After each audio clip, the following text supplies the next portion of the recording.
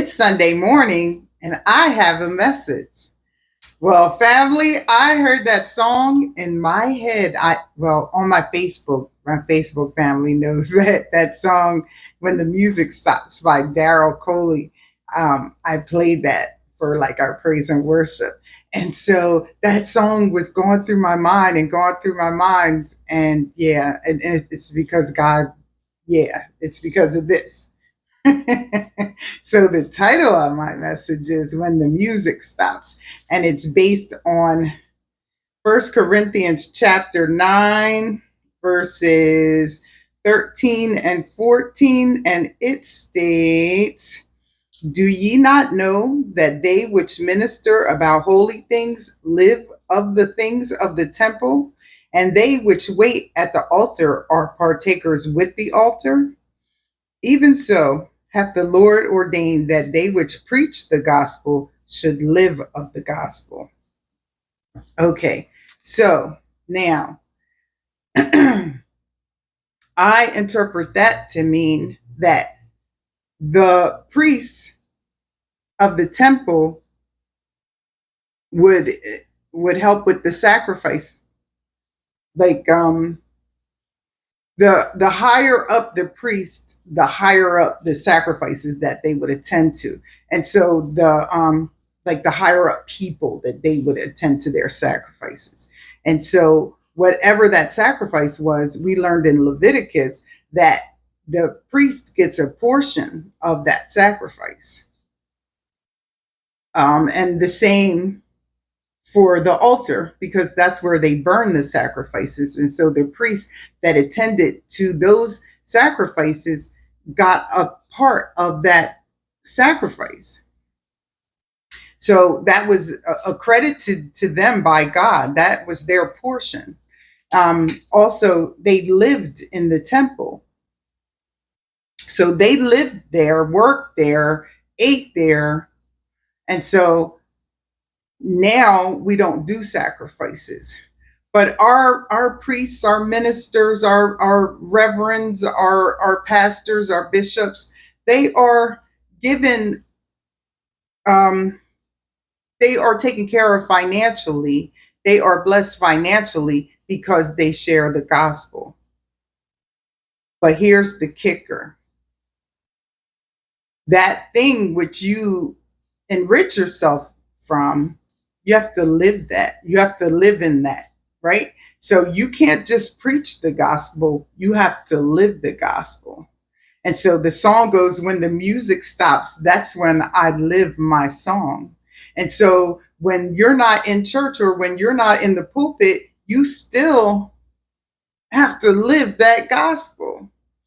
And so I know that we put this pressure on the pastors, bishops, apostles, like the clergy leadership, that they have to live holy.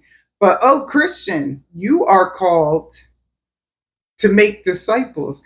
Therefore, you witness the gospel. And what a poor witness you are, what a poor witness you have if you are living holy in church and coming out into the world and living like hell.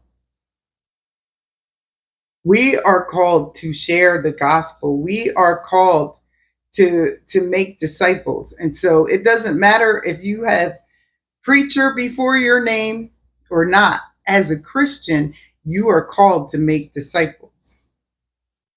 And so we can't just live, we just can't have a church persona and then go out in the world and have that other persona. How you see me in the world is pretty much how I am at church, how I am wherever I am. um, and I'm trying. I'm doing my best to live holy, and God sees me. God doesn't tell us to wait until we're clean to come to Him. He says, "Come to Him as you are," and He cleans you up. And so, for the rest of our lives, we'll be in the process of God cleaning us up. I was watching YouTube. Shout out to my friend Cheryl, who's like, "Dana, stay off of YouTube." I was like, "Never."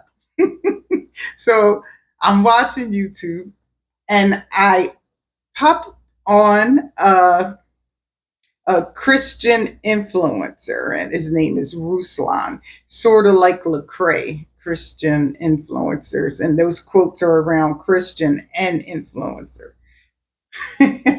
So Ruslan has Pastor Tim Roth, I think, and he's saying just like just like there were Diddy freak offs, well, there's Christian freak offs too. And, is that really that surprising? Like, we actually saw the intersection between hip hop and Christianity, right? So that's not so hard to believe. But here's the problem: you can't live like the world, you can't be like the world and give God's word. I had a message from Ezekiel 24 that God has not let me release. I think it's 24, where God gives a word to Ezekiel, and he's like, "Son of man, tell these preachers they're not feeding my sheep." And so the whole point of what that text meant was, you're not feeding my sheep, and I'm going to pull you down from your lofty positions because you will not enrich yourself from my sheep. And so we're seeing that today. We're seeing bishops and pastors and preachers and being pulled down from their lofty positions. How many have had to step down in 2024? 2024 has been a rough year for the ecclesia. Watching people that have set themselves up on these lofty heights being brought down and being taken out of their ministries because God said, "No, you will not mislead my sheep." And so here's the thing: for all the pastors out there, you you have to get off the fence. Like, you can't be holy in church and live like hell in the world. You have to get off the fence, because God, whether you are a leader of 2 or 200,000, if you're not just teaching, if you're not shepherding God's people appropriately, he's going to bring you down from your lofty positions. Christians, if you're out here giving a poor witness, your witness will be taken from you. Like, you won't have any credibility with the people because they'll see you living like the world. What's the point in worshiping Jesus, right? What's the point in worshiping God but still living in the world? I can just live in the world without all the worship part. If I'm going to be in the world, I can just be in the world. You can't have one foot in and one foot out. You have to make up your mind. You cannot live holy in church and live like hell in the streets. It doesn't work that way. Well, family,